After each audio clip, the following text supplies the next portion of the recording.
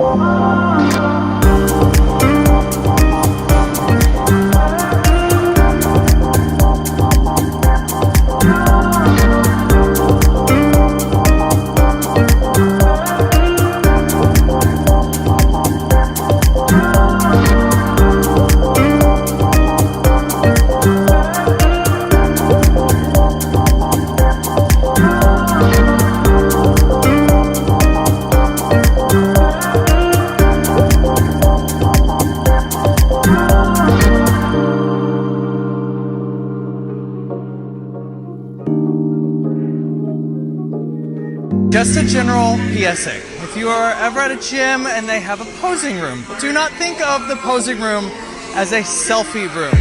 If you're in there by yourself, do whatever you want in there. But if actual bodybuilders come in and want to practice posing, aka what is their job, their career, get out of the way. Go find a mirror elsewhere and make room for them to do what the room is for. There are lots of places to take selfies, like your bathroom at home. Thank you.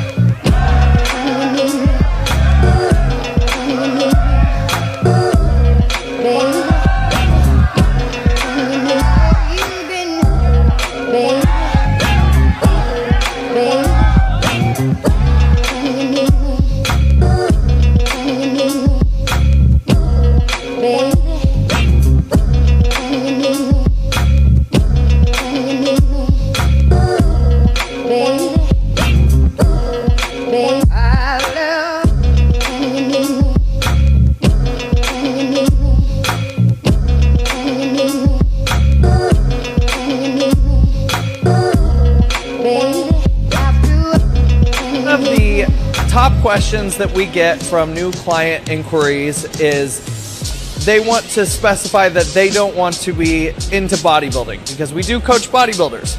The biggest thing I would stress to those people is that lifestyle clients and bodybuilding clients pretty much do the exact same thing. The only difference with the bodybuilding clients is there is a deadline and the expectation of performance is higher. But as far as could I train a bikini competitor and a lifestyle client together? Absolutely. We still are trying to push performance as high as we can for the lifestyle client. We're still going to be doing some form of cardio. Diet is still going to be very important. It's just competitor has a deadline, lifestyle client does not. But otherwise, it is all the same things. You're not going to accidentally get super huge. You will not look like me accidentally overnight. I promise this has taken 10 years and a lot of dedicated effort. So it won't happen on accident.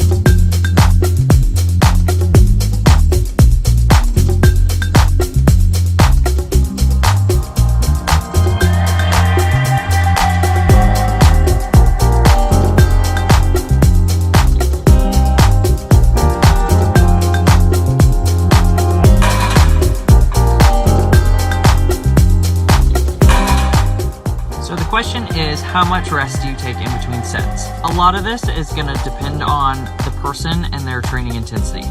So if I know I have someone who's brand new to the gym, is not going to be able to push to failure without their form breaking, or just doesn't have the grit in them to do so, I'm going to cut those rest times down and have them at least maintain their pump the whole time and keep the heart rate up. Now, if I have a little bit of a more seasoned person that can take their sets to mechanical failure and really push some shit out, those people are going to be able to rest a little longer. For example, yesterday, back squat max set of 20 for myself. I'm gonna sit and let my lungs recover. My legs are probably not gonna feel fully recovered by the time I get under the bar next. If I were to time that, it would be approximately a minute and a half. Now, if I go in and do a 1 rep max, I'm probably gonna need 3 minutes. Gauge this based on your own intensity and be realistic.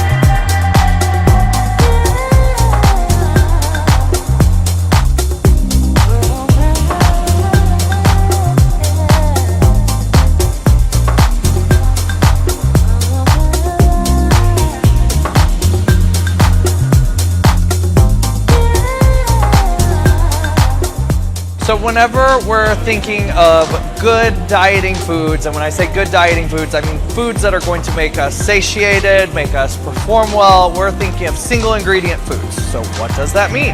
That means what it sounds like. That means foods that are made up of literally one ingredient. So potatoes, rice, avocado, anything that is literally just the ingredient. Whenever we start getting into these dieting foods like 100-calorie snack packs or bullshit like that, that's where we end up not being satiated, not performing well. If you're following a diet where you're just trying to fill in macros and you're trying to appease your taste buds versus appease performance, you're not going to feel good. You're not going to be able to, the longevity of that diet is going to be very short. So whenever we look at a diet, we're thinking single ingredient, nutrient dense foods.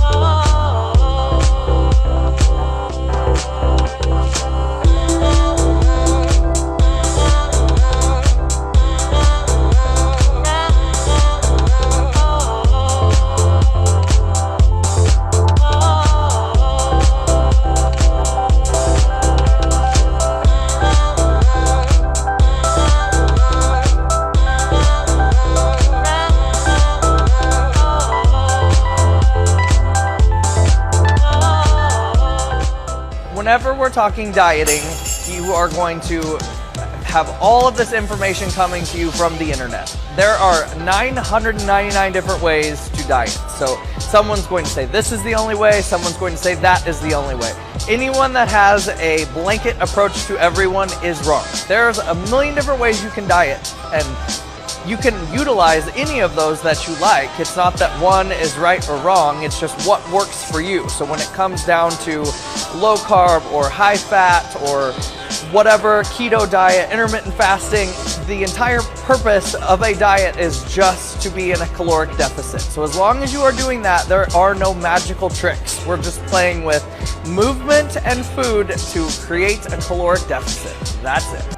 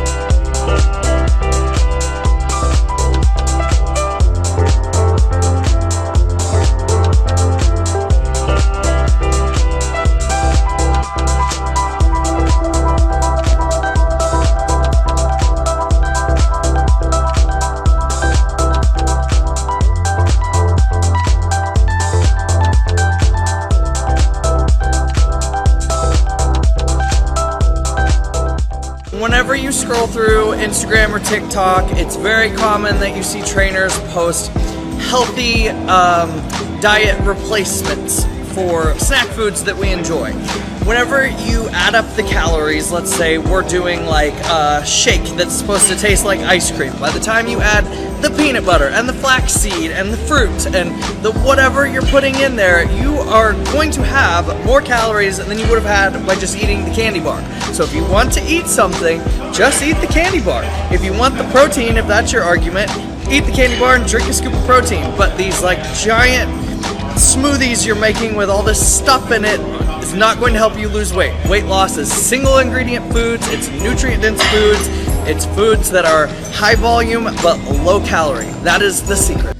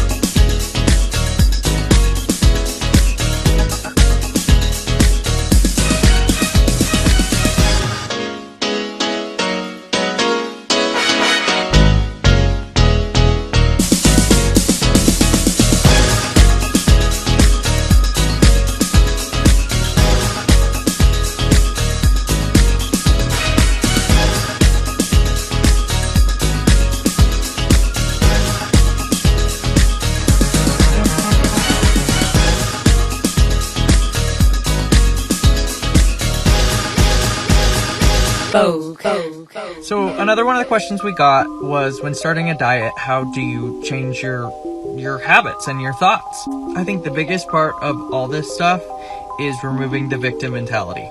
It's not happening to you, you're doing it to yourself. Mentality is fucking everything. I was a drug addict for many years.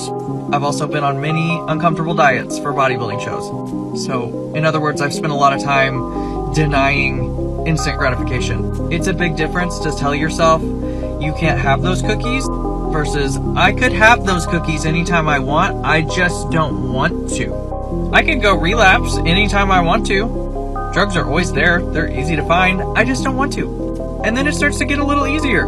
I don't have to go do cardio, but I want to because I want to achieve this goal. I don't have to go to the gym, but I want to because it makes me feel better and I want to achieve this goal. You hear this all day. You change the things you say, you change what you hear.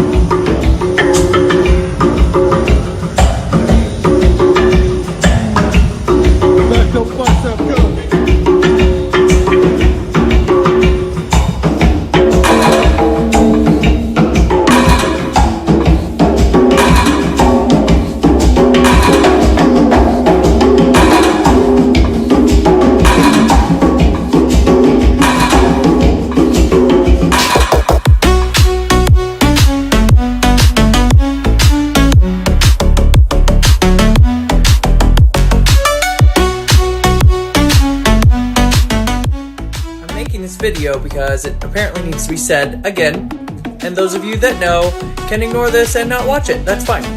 For you women who have a goal of being lean and toned, but you don't want to be too muscular, that is achieved the exact same way as someone who is very muscular.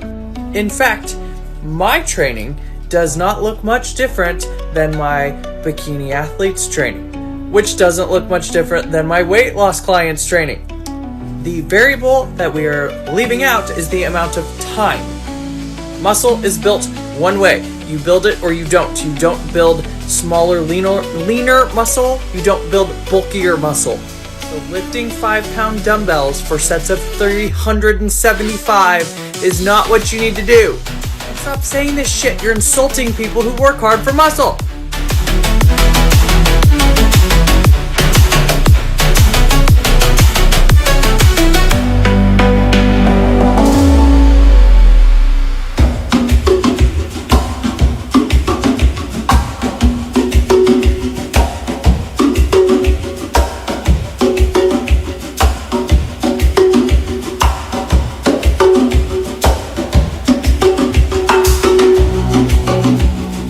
Okay, so we have been trying to be more active on social media, both for our business and going into the Olympia. I just want to give props to people that do this on a regular basis. I understand why people Photoshop their photos. I get it. It's very challenging to look at pictures and video of yourself all the time. I'm like literally thinking of any cosmetic procedure I can have done now because I look at myself all the time. It makes your training sessions hard because you feel like you have to be on all the time with your personality. I'm trying to like record my clients at work. That's something extra to think about. So I'm just giving credit to people that do a good job with this because it's fucking hard.